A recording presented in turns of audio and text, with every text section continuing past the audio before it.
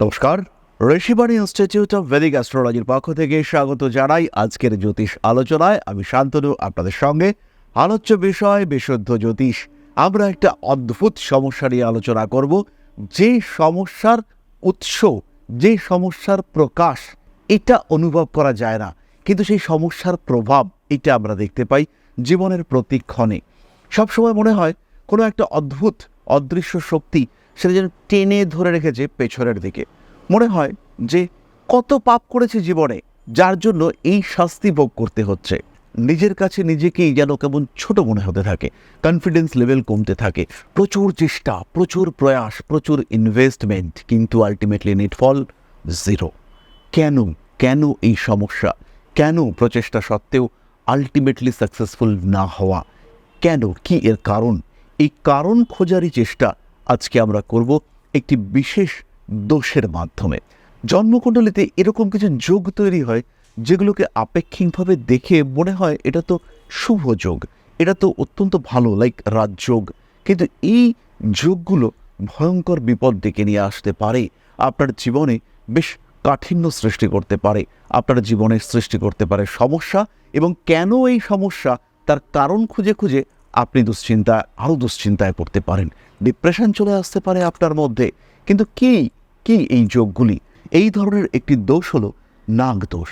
জন্মকুণ্ডলিতে রাহু কেতু এদের কিছু বিশেষ অবস্থানে, স্পেশালি কেতুর কয়েকটি বিশেষ অবস্থান সাপেক্ষে এই দোষ হতে পারে। অষ্টমভাবে কেতুর অবস্থানে এই দোষ হয়। আমরা বলে থাকি যাদের অষ্টমী কেতু রয়েছে তারা জ্যোতিষশাস্ত্রে সুপণ্ডিত, তাদের প্রচুর অর্থ উপার্জনের সম্ভাবনা সৃষ্টি হয়। কিন্তু এদের জন্মকুণ্ডলিতে সেই ধরনের কিছু সাপ লুকিয়ে থাকে, যেটা বংশ থেকে বংশে কিংবা জন্ম থেকে জন্মান্তরে প্রবাহিত হচ্ছে। যেহেতু আমরা জন্মান্তরে বিশ্বাস করি, হয়তো 5 জন্ম আগে, 7 জন্ম আগে কোনো একটি পাপের শাস্তি সেটা এই জন্মে ভোগ করতে হচ্ছে, প্রারব্ধ কর্মফলের হিসেব মেটাতে হচ্ছে এই জন্মে। তার কারণে যত চেষ্টা করছেন, হাজার চেষ্টা সত্ত্বেও উন্নতি আসছে না, গ্রোথ সৃষ্টি হচ্ছে না। এরকম ঘটনা ঘটতে পারে নাগদোষ যদি আপনার জন্মকুণ্ডলিতে থাকে। জন্মকুণ্ডলিতে বেশ কিছু যোগ থাকলে নাগদোষ সৃষ্টি হতে পারে। তার মধ্যে দু একটি যোগ সম্পর্কে আমরা জানার চেষ্টা করব। একটি সংস্কৃত শ্লোকে বলা হয়েছে, ইয়দা কেতুর গ্রহতেহ সৎ কলহে দুঃখদায়কঃ তদা নাগদোষ সম্ভূতাঃ সতাহানির্ণ সন্দেহ। অর্থাৎ কেতু যখন জন্মকুণ্ডলিতে কারক গ্রহকে কষ্ট দেয় তখন নাগদোষ জন্ম নেয় এবং সন্তানহানির আশঙ্কা সৃষ্টি হয়। আরও একটি সংস্কৃত শ্লোকে বলা রয়েছে, ইয়দা রাহু পঙ্খতি ভুক্তে পঞ্চমস্থে চ দুষ্টকৃতঃ কৃচ্ছৎসূতপ্রদং মনো নাগদোষং প্রজায়তে। অর্থাৎ যখন রাহু পঞ্চম ভাবকে গ্রাস করে এবং অশুভভাবে অবস্থান করে তখন সন্তান সম্পর্কিত কষ্ট ও নাগদোষের উৎপত্তি হয়। পঞ্চমপতি রাহুযুক্ত বা দৃষ্ট, আপনি ভাবছেন জাতক প্রচুর পড়াশুনো করবে, পড়াশুনোর সূত্রে জাতক বিদেশে যাবে, কিন্তু সৃষ্টি হয়ে রয়েছে নাগদোষ। এরকমই একটি যোগ হলো যদি অশ্লেষা নক্ষত্রে আপনার জন্মকুণ্ডলিতে পাপ গ্রহ অবস্থান করে, যদি অশ্লেষা নক্ষত্রে লগ্ন অবস্থান করে এবং বুধ অশুভ প্রভাবযুক্ত হয়, সেই ক্ষেত্রে নাগদোষ সৃষ্টি হতে দেখতে পাওয়া যায়। আজকে আমরা আলোচনা করব মেষ রাশির বিষয়ে। কালপুরুষের প্রথম রাশি। জন্মকুণ্ডলিতে যদি এই ধরনের নাগদোষ সৃষ্টি হয়, যে দোষকে আইডেন্টিফাই করা বেশ কঠিন, কিন্তু তার প্রভাব প্রতি মুহূর্তে আপনাকে ক্লান্ত করছে, আপনাকে ক্লিষ্ট করছে।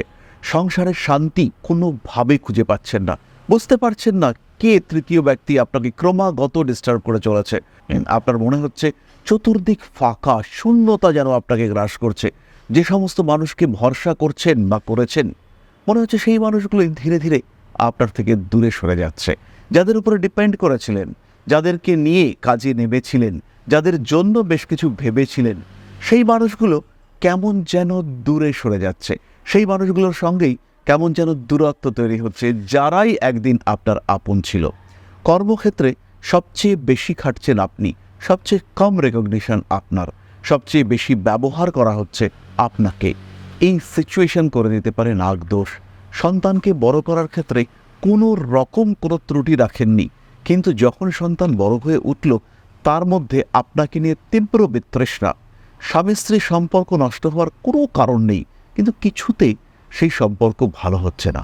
বহু মানুষ, বহু জ্যোতিষী এই সমস্যায় ভুগছেন। তার কারণ হতে পারে এই নাগদোষ। সুতরাং জন্মকুণ্ডলিতে যদি নাগদোষ থাকে তার প্রতিকার করা অত্যাবশ্যক।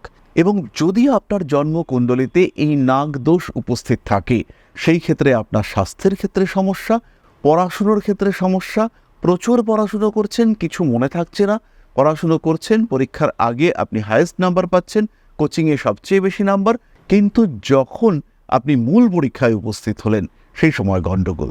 ক্রমাগত দুর্ভাগ্য আপনাকে গ্রাস করছে। যখন যখন প্রপার কম্পিটিশন আপনি পিছিয়ে, কিন্তু সেই প্রপার কম্পিটিশনের আগে আপনি সবার আগে। এরকম হতে পারে নাগদোষের প্রভাব। বিয়ের জন্য পাত্রে ঠিকঠাক হয়ে গিয়েছে, হঠাৎ এমন একটা খবর আসলো, আপনি জানতে পারলেন যে পাত্রের কিছু একটা সমস্যা, যার কারণে বিয়ে করা যাবে না। আমি পুরুষদের কথাই বলছি। আপনি বিয়ে ক্যান্সেল করলেন, তারপরে জানতে পারলেন যে খবরটা আপনার কাছে এসেছিল সেটা একটা ফেক নিউজ। ব্যবসায় প্রচুর ব্যবস্থা করলেন, লস হচ্ছে। কেন লস হচ্ছে আইডেন্টিফাই করতে পারছেন না, কারণ হতে পারে এই নাগদোষ। কয়েকটি স্পেসিফিক এফেক্টের কথা আমি বলছি। অশ্বিনী নক্ষত্রের মানুষদের ক্ষেত্রে শিক্ষায় বাধা, সন্তান প্রাপ্তির ক্ষেত্রে বাধা সৃষ্টি করে এই নাগদোষ। সন্তানের সঙ্গে অ্যাটাচমেন্ট নষ্ট করার চেষ্টা করে এই নাগদোষ। বরণী নক্ষত্রের মানুষদের ক্ষেত্রে ক্রমাগত বাধা, ক্রমাগত দুর্ভাগ্যের শিকার হওয়ার প্রবণতা সৃষ্টি করে এই নাগদোষ। অকারণ ক্ষতি, বারবার ক্ষতি, আপনি বুঝতেই পারছেন না কেন ক্ষতি, কিন্তু সেই ক্ষতি হচ্ছে, কারণ খুঁজে বার করতে পারছেন না এই ক্ষতির। পার্টনারশিপ বিজনেসে প্রচণ্ড বিশ্বস্ত পার্টনার, কিন্তু তা হলেও কিছুতেই বার করতে পারছেন না কেন ক্ষতি, কিন্তু প্রতিনিয়ত কিছু না কিছু ক্ষতি হচ্ছে। দুর্ভাগ্য, সম্পূর্ণ দুর্ভাগ্য আপনাকে ডিস্টার্ব করে চলেছে। কৃতিকা নক্ষত্রের মানুষদের ক্ষেত্রে রিলেশনশিপ ম্যানেজমেন্ট এবং বেশ কিছু অদ্ভুত বাধা, সেটা হচ্ছে নাগদোষের রেজাল্ট। ধরা যেতে পারে কোনো একজন মানুষকে আপনি পছন্দ করেন, কিন্তু সেই মানুষটা আপনার কোনো একটা বিশেষ অবস্থার সুযোগ নিয়ে আপনাকে ভীষণভাবে ব্যবহার করে চলেছে। আপনি বুঝতে পারছেন আপনি ব্যবহৃত হচ্ছেন, আপনার ক্ষতি হচ্ছে, কিন্তু আপনি আটকাতে পারছেন না। দিনের শেষে, বছরের শেষে আপনি জিরো হয়ে বসে রয়েছেন। কারণ হতে পারে এই নাগদোষ। সমস্ত কিছু জানা বোঝা সত্ত্বেও কোনোভাবে ধ্বংস আটকাতে পারলেন না, কারণ হতে পারে এই নাগদোষ। সুতরাং আধ্যাত্মিক মার্গে প্রবেশ করে এই নাগদোষের প্রতিবিধান করা এটা অত্যন্ত গুরুত্বপূর্ণ। আপনার জন্মকুণ্ডলিতে আদৌ রয়েছে কিনা এই নাগদোষ সেটাকে আইডেন্টিফাই করা। আমরা আগেই বলেছি এই দোষ কিন্তু ছদ্মবেশে অবস্থান করে। এর আগে আমরা একটা দোষের কথা বলেছিলাম যার নাম ছিল প্রেতবাধক যোগ। আজকে আরও একটা এই ধরনেরই দোষের কথা আমরা বলছি, সেটি হলো নাগদোষ। অনেক সময় এই দোষকে সর্পসাপ যোগ হিসেবে ট্রিট করা হয়, কিন্তু এই দোষকে আইডেন্টিফাই করা যায় না। এই দোষ থাকলে মানুষ প্রচুর অর্থ উপার্জন করতে সক্ষম হন, কিন্তু তার জীবনের একটা বড় দিক শূন্য হয়ে থাকে। তার জীবনে কিন্তু দুর্ভাগ্য ক্রমাগত লেগে থাকে। তাই আধ্যাত্মিক মার্গে এই দোষের প্রতিবিধান করা এটা কিন্তু অত্যন্ত জরুরি। সাধারণভাবে একটি শ্লোক আমি আপনাদের সঙ্গে শেয়ার করব। সেই শ্লোকটির পাঠ এই নাগদোষকে অনেকটাই প্রশমিত করতে পারে। শ্লোকটি হলো ওং নমঃ অস্তু সর্পেভ্য যে কেচ পৃথিবীং নয়া ये अंतरिक्षे ये देवी तेव्য सर्पेभ্যো নমঃ। অর্থাৎ ওং নমঃ অস্তু সর্পেভ্য ये কেচ পৃথিবীং নয়া ये अंतरिक्षे ये देवी তেব্য সর্পেভ্যো নমঃ। আরও একটি সংস্কৃত শ্লোক আমরা উচ্চারণ করব। অনন্তম বাসুকিম শেষম পদ্মনাভম চ কম্ভলম শঙ্খপালম ধৃতরাষ্ট্রম তক্ষকম কালিয়ম তথা। অর্থাৎ অনন্তম বাসুকিম শেষম পদ্মনাভম চ কম্ভলম শঙ্খপালম ধৃতরাষ্ট্রম তক্ষকম কালিয়ম তথা। নাগদোষের মূল লক্ষণ দাম্পত্য অশান্তি, বিবাহে বিলম্ব। মেষ রাশির ক্ষেত্রে মূলত এই বিষয়গুলি দেখতে পাওয়া যায়। এছাড়াও সন্তানের ক্ষেত্রে বারবার গর্ভপাত হতে পারে।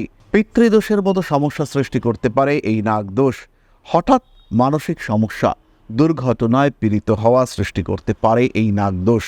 আধ্যাত্মিক মার্গে অগ্রগতির ক্ষেত্রে বাধা সৃষ্টি করতে পারে এই নাগদোষ। সুতরাং জন্মকুণ্ডলী জাজ করতে হবে, জন্মকুণ্ডলীতে আদৌ এই নাগদোষের অস্তিত্ব রয়েছে কিনা সেটাকে আইডেন্টিফাই করতে হবে, তবেই কিন্তু আপনি বাধামুক্ত হতে পারবেন। যারা খুব বড় জায়গায় রয়েছেন, হতেই পারে কোনো একজন বড় মাপের পলিটিশিয়ান, কিন্তু সেই সাকসেস পাচ্ছেন না যেটা আপনি পেতে চান। ক্ষমতা আছে, প্রভাব আছে, প্রতিপত্তি আছে, অর্থ আছে, কিন্তু সেটা নেই যেটা আপনি চান। কারণ হতে পারে এই নাগযোগ বা নাগদোষ। সুতরাং দ্রুত এই দোষের প্রতিকার করতে হবে। এই দোষের প্রতিকার করবার পরেই আপনি কিন্তু আপনার উদ্দিষ্ট লক্ষ্যমাত্রার দিকে এগিয়ে যেতে পারবেন। নিজেকে ভালো রাখার পথে আরও এক ধাপ এগিয়ে নিয়ে যেতে পারবেন আপনি। তাহলে আজকের আলোচনা আমরা আর দীর্ঘায়িত করব না। সবাই সুস্থ থাকুন, ভালো থাকুন। মা শ্রী শ্রী আদি শক্তি আপনাদের সার্বিক মঙ্গল করুন। সমৃদ্ধ, আরও সমৃদ্ধ হয়ে উঠুক আপনাদের জীবন। তার বর্ষিত আশীর্বাদ আপনাদেরকে করে তুলুক ধন্য, স্বয়ং সম্পূর্ণ।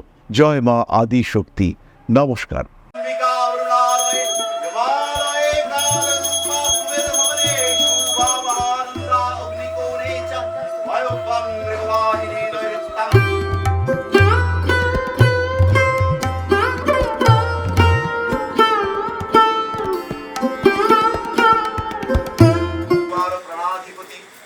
दक्षिणा कालिका परिषदाय स्वाहा।